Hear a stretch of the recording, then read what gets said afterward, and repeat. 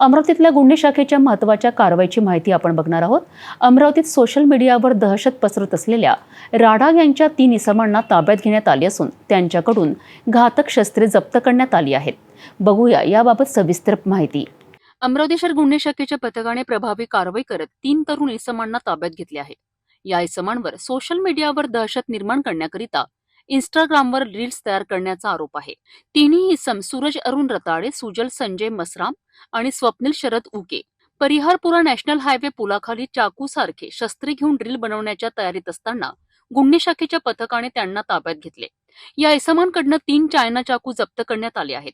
त्यांच्या विरुद्ध police station Frezarpura येथे कलम 425 आर्म्स ऍक्ट सह कलम 135 महाराष्ट्र पोलीस कायद्याअंतर्गत गुन्हा दाखल करण्यात आलाय। पोलीस आयुक्त अरविंद चावरिया, पोलीस उपायुक्त गणेश शिंदे, रमेश धुमाळ, सहाय्यक पोलीस आयुक्त शिवाजी बचाटे यांच्या मार्गदर्शनाखाली ही कारवाई करण्यात आली आहे। पोलीस निरीक्षक संदीप चव्हाण यांच्या नेतृत्वाखाली पथकाने हे यश मिळवले आहे। अमरावतीतल्या गुन्हे शाखेची महत्त्वाची माहिती आपण बघितली आहे। सर्वांना सतर्क राहण्याचे आवाहन करताना पोलिसांनी स्पष्ट केले आहे की अवैध शस्त्र बाळगणे आणि सोशल मीडियावर दहशत निर्माण करणे यांसारख्या कृत्यांवर कडक कारवाई केली जाईल।